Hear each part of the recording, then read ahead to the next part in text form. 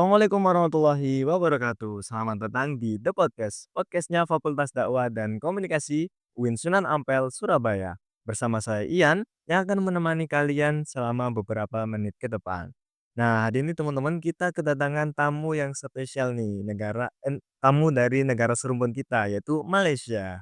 Nah, kita kedatangan Bang Leman Ya, dan juga Bang Nazir. Nazrul.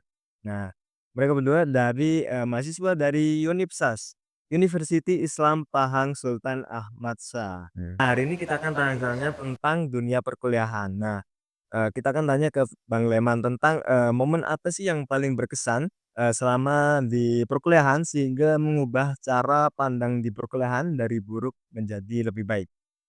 Oke, untuk momen ya, terima kasih ya kepada, saudara Ian. Oke, untuk momen ni, untuk, mahasiswa, terdapat banyak momen yang ada di, IPT Universitas untuk, jarak masa daripada mula hingga pengakhiran, pembelajaran. Contohnya momen yang pertama, mungkin momen yang pertama ni ialah buruk akan menjadi untuk akan menjadi baik, untuk memperbaiki diri sendiri dari segi tingkah laku ataupun apa saja yang terlibat dari diri sendiri. Untuk contohnya momen yang, biasanya mahasiswa di, IPT akan malas untuk menyiapkan assignment, contohnya situ. Tapi dia kalau assignment-nya tidak hantar kepada pensyarah, jadi, markahnya pensyarah tak bagilah untuk markahnya. So, dia punya apa, eee, pointer dia akan menurun. So, kalau pointer dia akan turun, dia akan confirm akan rasa kecewa, dari segi pembelajaran dia. So, situ dia akan belajar, cara untuk mengubah diri dia. Itu ada satu momen, kebiasaannya, daripada mahasiswa di IPT. So, untuk momen kedua pula ialah kebiasaannya kalau mahasiswa itu, pointernya rendah atau tingkah lakunya, tidak baik. Jadi mereka akan dikritik oleh mahasiswa-mahasiswa, lain, "Kenapa buat macam ni? Kenapa berlakon macam ni?" So, dekat situ dia akan memperbaiki tingkah laku dia ataupun sikap dia untuk, berkomunikasi dengan orang lain. Sebabnya, tingkah laku ni adalah memainkan peranai, ataupun, personality seseorang tu untuk, berkomunikasi. Contoh saya ingin berkomunikasi dengan mas-mas kan. So kena jaga sopan santun lah, kena sopan santun, percakapan kena jaga, macam tu. So, untuk seterusnya ialah apa, adab, adab bersama pensyarah. Adab tu bersama pensyarah pun kena jaga. Kebiasaannya kalau, di setengah-tengah mahasiswa di IPT, mereka tidak menjaga adab mereka, dengan pensyarah. Jadi kalau mereka tidak menjaga adab tu, berkemungkinan mereka macam pensyarah tak merestui, ilmu yang diberi tu. Jadi dia tak, rasa tenang untuk, belajar sesuatu perkara tu daripada pensyarah tu. So itu menyebabkan, mahasiswa ni akan, stres. Dia tak tahu apa masalah yang dia buat. Tetapi dia tak tahu, tapi orang pensyarah tahu yang dia ni tidak hormat kepada pensyarah. Jadi, kita sebagai mahasiswa ni, kenalah hormat, pensyarah untuk restu, redha mereka untuk, pembelajaran kita di sana. Okey. Jadi harus lebih beradab, Ya, marah ya. ya. Dan untuk, Bang Nazrul, Yes, ya. gimana nih, untuk Bang Nazrul sendiri?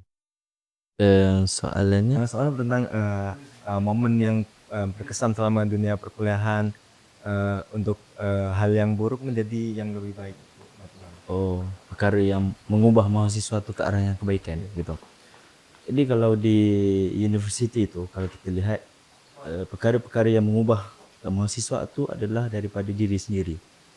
Yang mana dia kena pandai bila masuk ke dalam universitas ini, masanya sudah berbeza dengan di sekolah menengah ataupun sekolah rendah. Kalau di sini panggil SMA ataupun SM, SMA, begitu. Jadi jadualnya sudah berbeza, ya begitu. Kalau kalau di Malaysia lah. So kat situ dia telah mengajar kita untuk menjadi disiplin, supaya kita faham yang mana nanti di alam selepas habis pembelajaran di universitas ataupun sudah wisuda kan. Wisuda nanti di alam pekerjaan pun perlu menjaga masa, disiplin. Itu sangat penting yang dituntut dalam pendidikan.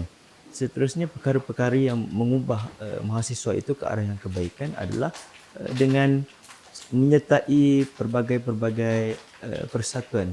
Mungkin kalau yang daripada Mas, persatuan apa ya Mas? F apa? FDK. FDK. Mungkin perkara-perkara tersebut mengubah mindset kita ke arah yang lebih positif, ke harapan. So jadi dengan adanya persatuan aktiviti tu, dia menambah pengalaman dan mengubah mindset cara pemikiran kita daripada perkara yang buruk ke arah perkara yang baik. Begitu Mas. Terima kasih. Kemudian untuk pertanyaan selanjutnya, gimana nih cara untuk keluar dari quarter life crisis nih?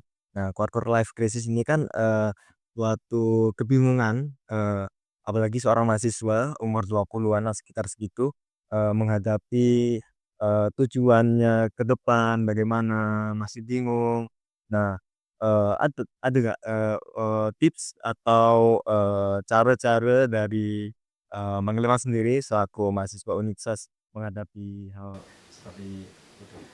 Ya, nah, sama Nak jawab ke saya jawab dulu? bagi Okey, saya jawab. Okey. Kalau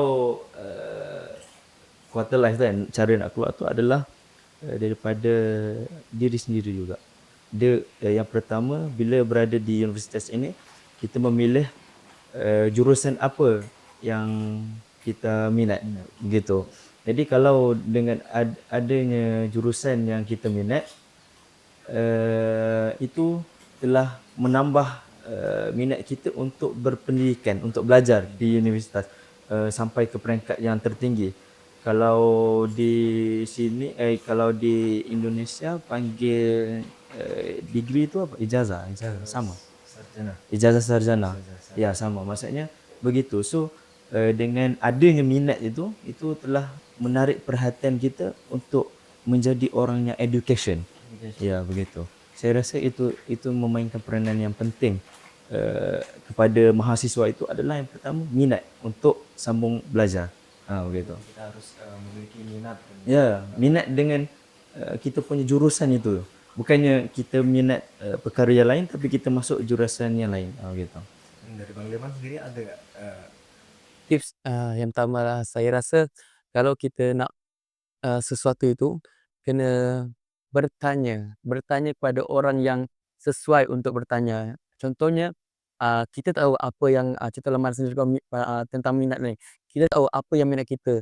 Tapi mungkin ada setengah orang, okey, saya rasa kamu sesuai di bahagian ini, di bidang ini sebab saya nampak kamu cara macam ni. So, kita seharusnya bertanya kepada yang lebih arif tentang perkara itu.